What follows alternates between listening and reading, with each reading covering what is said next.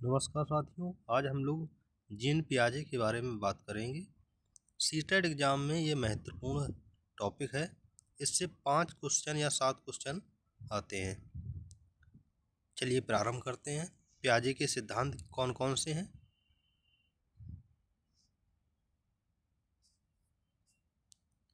Gene पियाजे ने संज्ञानात्मक सिद्धांत का जो सिद्धांत दिया था, तो जीन पियाजे का विकासात्मक मनोविज्ञान का जनक भी कहा जाता है। जीन पियाजे का जो जन्म हुआ था वह स्विट्जरलैंड में हुआ था, ये आपको ध्यान रखना है। तो आप लोग ये नोट्स के रूप में हैं, इसको आप एक बार पीडीएफ में पढ़ लेंगे।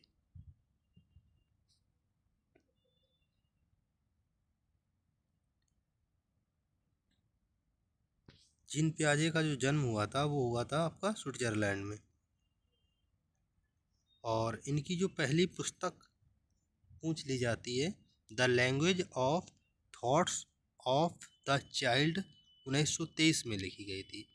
अब पूछे जाते हैं कि जीन पियाजे ने कौन कौन से अवस्थाएं दी हैं। तो 4 अवस्थाओं का उल्लेख करते हैं पियाजे। एक तो संज्ञानात्मक पक्ष का अध्ययन करते हैं, और दूसरा है अपने बच्चों पर प्रयोग करते हैं, और तीसरा जो इनकी अवस्था है वो अवस्था का सिद्धांत है, और चौथा संज्ञानात्मक विकास सिद्धांत है।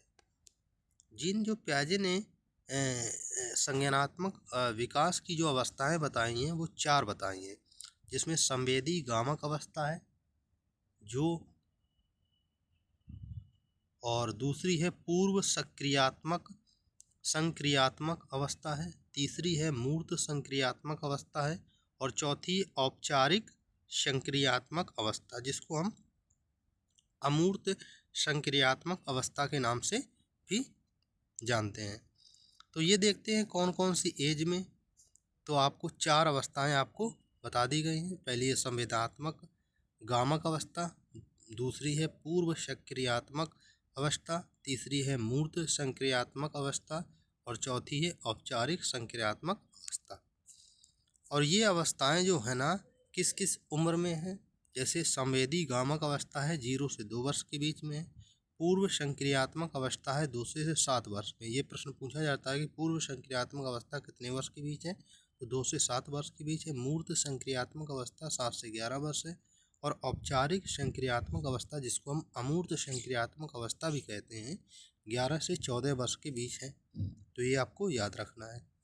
ये संवेदी गामक अवस्था है, इसके बारे में आप पढ़ लेंगे कि जन्म से 0 से 2 वर्ष की अवस्था होती है। इस अवस्था में बालक जो भी कार्य करता है, इस अवस्था में बालक जो भी कार्य करता है वो अपनी इंद्रियों के द्वारा। तो ये प्रश्न पूछा जाता है कि बालक इंद्रियों के द्वारा किस अवस्था में कार्य करता है, तो संवेदी गामक अवस्था है। ठीक है, जैसे आँख, नाक, कान, त्वचा। ना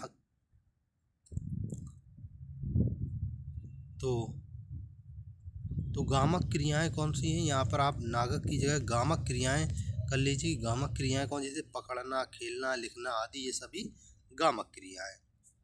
दूसरे स्टेज की बात करेंगे तो पूर्व संक्रियात्मक अवस्था कौन सी है? 2 से 7 वर्ष के बीच है। यह 2 से 7 वर्ष की अवस्था होती है। इस अवस्था में बालक क्या करता है कि पड़ोसी बच्चे के साथ खेलता है।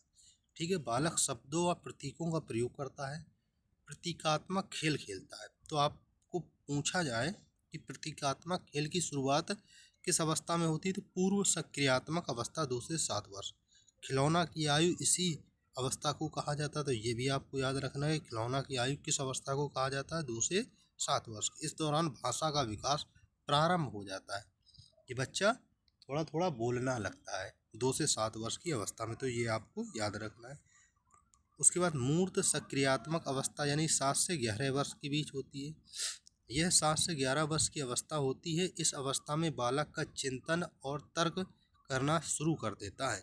इस अवस्था में बालक दिन, तारीख, यहाँ पर तारीख कर लीजिएगा, समय, महीना आदि बताने योग्य हो जाता है 7 से 11 वर्ष की अवस्था में, जिसको हम मूर्त संक्रियात्मक अवस्था के नाम से जानते हैं। इस अवस्था में बालक सही अनुपात का अंतर, आकार, भार, क्रम आदि को समझने लगता है।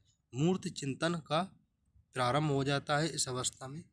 और जो अंतिम स्टेज है यानी कि औपचारिक संक्रियात्मक अवस्था, जिसको हम अमूर्त संक्रियात्मक अवस्था भी कहते हैं, यह अवस्था 11 से 14 वर्ष की अवस्था होती है। इस अवस्था में किशोर मूर्ति के साथ साथ अमूर्त चिंतन करने योग्य भी हो जाता है, यानी कि स्मरण मनन आदि करने की अवस्था भी हो जाती है। तार्किक चिंतन अवस्था के नाम से भी इसको जाना जाता है। अगर क्लास अच्छी लगे तो चैनल को लाइक करें, सब्सक्राइब करें। धन्यवाद।